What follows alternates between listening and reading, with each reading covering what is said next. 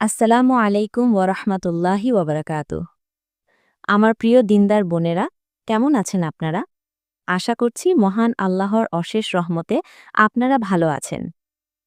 আপনারা যারা আমাদের গত ভিডিওটি দেখেছেন, অর্থাৎ শবে বরাতের প্রস্তুতি এবং প্রচলিত ভুল ধারণা পার্ট 1, সেখানে আমরা আলোচনা করেছিলাম কিভাবে আমরা মানসিকভাবে এই রাতের জন্য প্রস্তুত হব এবং কোন বিদাতগুলো থেকে দূরে থাকব।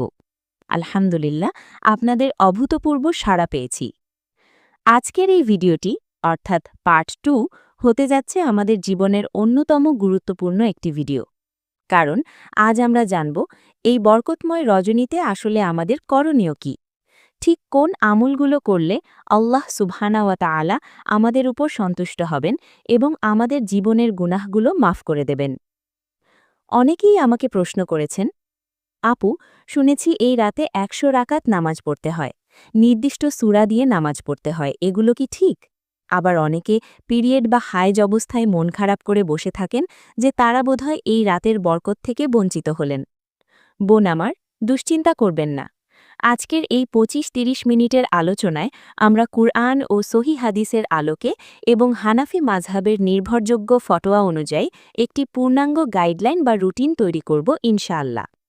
তাই খাতা কলম নিয়ে বসে পড়ুন, অথবা ভিডিওটি মনোযোগ দিয়ে শেষ পর্যন্ত দেখুন।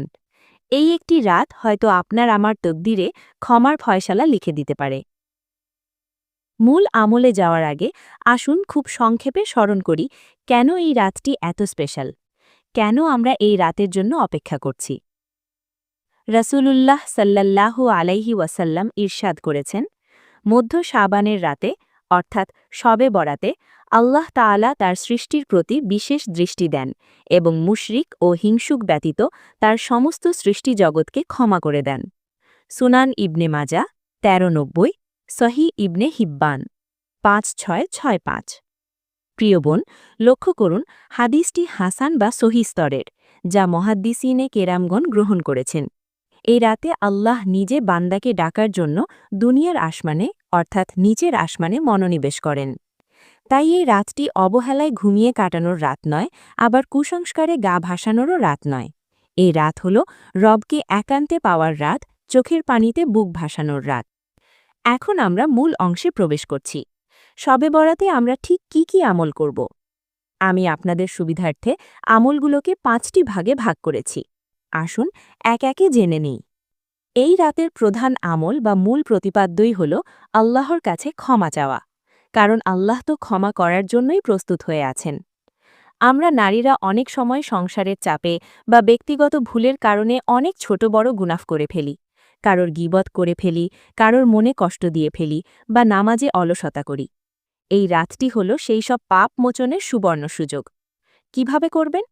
অন্য কোনো ইবাদত যদি নাও করতে পারেন, তবুও জায়নামাজে বসে বা হাত তুলে মন থেকে আল্লাহর কাছে বলুন, হে আল্লাহ, আমি ভুল করেছি, আমি লজ্জিত, তুমি তো রাহমান, তুমি তো গাফুর, আমাকে মাফ করে দাও। সাইয়েদুই ইস্তিগফার পাঠ করতে পারেন, অথবা ছোট ছোট ইস্তিগফার, যেমন আস্তাগফিরুল্লাহ আল আজিম বা আস্তাগফিরুল্লাহ ওয়া আতুবু ইলাইহি বেশি বেশি পাঠ করবেন। মনে রাখবেন, চোখের পানি এই রাতে আল্লাহর কাছে সবচেয়ে দামি উপহার। দ্বিতীয়ত, যে বিষয়টি নিয়ে সবচেয়ে বেশি প্রশ্ন আসে তা হল নফল নামাজ। বোনেরা, খুব ভালো করে লক্ষ্য করুন, শবে বরাতের জন্য নির্দিষ্ট কোনো নামাজের পদ্ধতি, নির্দিষ্ট কোনো রাকাত সংখ্যা বা নির্দিষ্ট কোনো সূরা পড়ার নিয়ম শরিয়াতে নেই।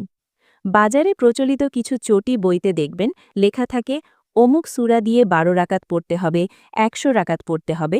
এগুলোর কোনোটি হাদিস দ্বারা প্রমাণিত নয়, এগুলো মানুষের বানানো। তাহলে কিভাবে পড়বেন? আপনি আপনার সামর্থ্য অনুযায়ী ২ রাকাত করে যত খুশি নফল নামাজ পড়তে পারেন। ২ রাকাত করে নিয়াত করবেন, আপনার মুখস্থ যে কোনো সূরা দিয়ে নামাজ পড়বেন। তবে চেষ্টা করবেন রুকু এবং সিজদা যেন দীর্ঘ হয়। সিজদায় গিয়ে তাসবিহ পড়ার পর আল্লাহর আছে মনে মনে নিজের ভাষায় দোয়া করতে পারেন। হানাফি মাযহাবে নফল নামাজের সিজদায় আরবি ভাষায় অন্য ভাষায় দোয়া করা মাকরুহ, তাই নামাজের পর দোয়া করাই উত্তম। তবে সিজদায় তাসবিহ বাড়িয়ে দিন। দীর্ঘ সময় দাঁড়িয়ে তেলাওয়াত করা বা দীর্ঘ সময় সিজদায় পড়ে থাকা এই রাতের অন্যতম সৌন্দর্য। সংখ্যার দিকে নজর না দিয়ে নামাজের মানের দিকে নজর দিন। তাড়াহুড়ো করে ১০০ রাকাত পড়ার চেয়ে ধীর স্থিরভাবে হুজুর সাথে ৮ রাকাত পড়াও আল্লাহর কাছে অধিক প্রিয়। তৃতীয় আমল হল কুরআন তেলাওয়াত। কুরআন হল আল্লাহর কালাম। আল্লাহর সাথে কথা বলার এর চেয়ে উত্তম মাধ্যম আর নেই। যাদের কুরআন তেলাওয়াত সহি, তারা চেষ্টা করবেন অন্তত কিছু সময় কুরআন পড়তে। সূরা ইয়াসিন পড়তে হবে এমন কোনো বাধ্যবাধকতা নেই, তবে সূরা ইয়াসিন কুরআনের কল্ব, বরকতের জন্য পড়তে পারেন। এছাড়াও সূরা মুলক, সূরা ওয়াকিয়া বা আপনার পছন্দের যে কোনো অংশ তেলাওয়াত করতে পারেন। আর যারা কুরআন পড়তে পারেন না, তারা অন্তত অডিও শুনে বা মোবাইল অ্যাপ থেকে শুনে শুনে মনে মনে আল্লাহর স্মরণ করতে পারেন। তেলাওয়াতের পর কুরআনের উসিলা দিয়ে দোয়া করলে দোয়া কবুল হয়। চতুর্থ এবং অত্যন্ত গুরুত্বপূর্ণ আমল হল দোয়া। হাদিসে এসেছে দোয়া হল ইবাদতের মগজ। এই রাতে নিজের জন্য কি চাইবেন? ১. ঈমানের উপর মৃত্যু। ২. জাহান্নাম থেকে মুক্তি। ৩. স্বামী, সন্তান এবং পরিবারের হেদায়েত। ৪. হালাল রিজিক ও সুস্থতা। ৫. বিশ্ব মুসলিম উম্মাহর জন্য শান্তি। বিশেষ করে হযরত আয়েশা রাদিয়াল্লাহু আনহা যে শবে কদরে যে দোয়াটি করার শিক্ষা পেয়েছিলেন, সেটি এই রাতেও বেশি বেশি পড়া যেতে পারে। আল্লাহুম্মা ইন্নাকা আফুউন তুহিব্বুল আফওয়া ফা'ফু আন্নি। হে আল্লাহ, আপনি ক্ষমাশীল, ক্ষমা করতে ভালোবাসেন, অতএব আমাকে ক্ষমা করে দিন। পঞ্চম আমল হল জিকির। যারা নামাজে দীর্ঘ সময় দাঁড়াতে পারেন না বা ক্লান্ত বোধ করেন, তারা বসে বসে জিকির করুন। সুবহানাল্লাহ ১০০ বার, আলহামদুলিল্লাহ ১০০ বার, আল্লাহু আকবার ১০০ বার, লা ইলাহা ইল্লাল্লাহ ১০০ বার এবং অবশ্যই দুরুদ শরীফ। হযরত মুহাম্মদ সাল্লাল্লাহু আলাইহি ওয়াসাল্লামের উপর দুরুদ পাঠ করলে আল্লাহ আপনার উপর ১০টি রহমত বর্ষণ করবেন। প্রিয় বোন, আমলের পাশাপাশি আমাদের জানতে হবে কি কি কাজ আমরা এই রাতে ইবাদত মনে করি কিন্তু আসলে ইবাদত নয়। ১. নির্দিষ্ট সালাতুল আলফিয়া বা হাজারি নামাজ। এটি প্রমাণিত নয়। নিজেদের কষ্ট দিয়ে এমন কোনো ইবাদত করবেন না যা রাসূল সাল্লাল্লাহু আলাইহি ওয়াসাল্লাম দেখাননি। ২. হালুয়া রুটি ও আতশবাজি। শবে বরাত মানেই হালুয়া রুটি খাওয়া বা বিতরণ করা নয়, এটি একটি সাংস্কৃতিক রেওয়াজ হতে পারে, কিন্তু একে ইবাদত বা সাওয়াবের কাজ মনে করা বিদাত। আর আতশবাজি ফোটানো তো স্পষ্ট অপচয় এবং অন-ইসলামিক কাজ। ৩. গোসল করা আবশ্যিক মনে করা। অনেকে মনে করেন আসরের সময় বিশেষ গোসল করতে হয়, এর কোনো ভিত্তি নেই। স্বাভাবিক অজুর মাধ্যমেই ইবাদত শুরু করবেন। আমরা যেন সাওয়াব কামাতে গিয়ে গুনাহের বোঝা ভারী না করি, আল্লাহ আমাদের হেফাজত করুন। এখন আমি আমার সেই বোনদের জন্য বলবো যারা বিভিন্ন ওজরের কারণে হয়তো মন খারাপ করছেন। ১. মাসিক বা হায়েজ অবস্থায় করণীয়। অনেক বোন আমাকে মেসেজ করেন যে আপু, শবে বরাতে আমার পিরিয়ড চলছে, আমি কি কিছুই করতে পারবো না? বোন আমার, আল্লাহ তাআলাই আপনাকে এই প্রাকৃতিক নিয়ম দিয়েছেন। আপনি নামাজ এবং কুরআন স্পর্শ করা বাদে বাকি সব করতে পারবেন।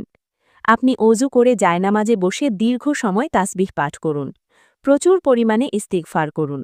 হাত তুলে আল্লাহর কাছে প্রাণ খুলে দোয়া করুন। ইউটিউব বা মোবাইলে কুরআন তেলাওয়াত শুনুন। মনে রাখবেন, আপনার নিয়ত এবং আল্লাহর হুকুম মেনে নামাজ থেকে বিরত থাকাও আপনার জন্য ইবাদত এবং সাওয়াবের কারণ হবে ইনশাআল্লাহ। ২. কর্মজীবী নারী ও মায়েদের জন্য। যারা ছোট বাচ্চা সামলান বা সারাদিন অফিস বা ঘরের কাজ করে ক্লান্ত, তারা সাধ্যমতো এশার নামাজ জামাতে বা আউয়াল ওয়াক্তে অথবা ফজরের নামাজ সঠিক সময়ে পড়ার প্রতিজ্ঞা করুন। কারণ হাদিসে আছে যে এশা ও ফজর জামাতে পুরুষরা বা সঠিক সময়ে আদায় করে, সে সারা রাত ইবাদতের সওয়াব পায়। বাচ্চাকে দুধ খাওয়ানোর সময়, ঘুম পাড়ানোর সময় মুখে জিকির জারি রাখুন। আল্লাহ আপনার ক্লান্তি এবং নিয়ত দেখছেন। ৩. ধারাবাহিকতা। এক রাত ইবাদত করে বাকি বছর সব ছেড়ে দেবেন না। এই রাত যেন হয় আপনার নতুন করে শুরু করার রাত।